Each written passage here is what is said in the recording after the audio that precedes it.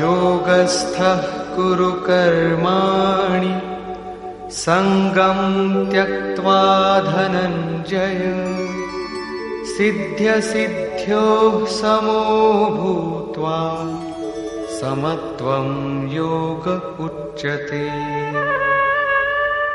ধনঞ্জয়, আসক্তি ও সঙ্গদোষ ত্যাগ করে সিদ্ধি ও অসিদ্ধিতে নির্বিকার থেকে যোগে স্থিত হয়ে কর্ম করো। কি কর্ম? নিষ্কাম কর্ম করো। সমত্বং যোগ উচ্যতে। এই সমত্ব ভাবকেই যোগ বলা হয়, যার মধ্যে বৈষম্য নেই।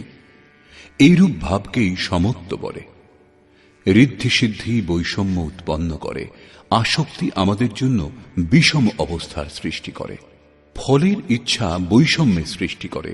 সেই জন্য ফলের আকাঙ্ক্ষা যেন না থাকে, কিন্তু কর্মেও যেন অশ্রদ্ধা না হয়।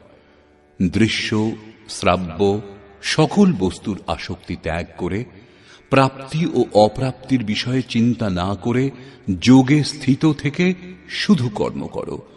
যোগ থেকে চিত্ত সরে যেন না যায়।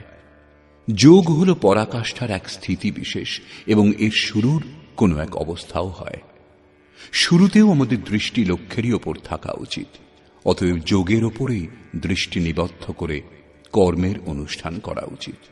সমত্ব ভাব অর্থাৎ সিদ্ধি ও অসিদ্ধিতে সমান ভাবকেই যোগ বলে।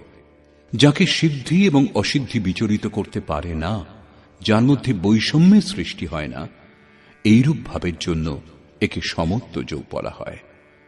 এই সমতা ইষ্ট প্রদান করে থাকেন, সেই জন্য একে সমত্ব যোগ বলে।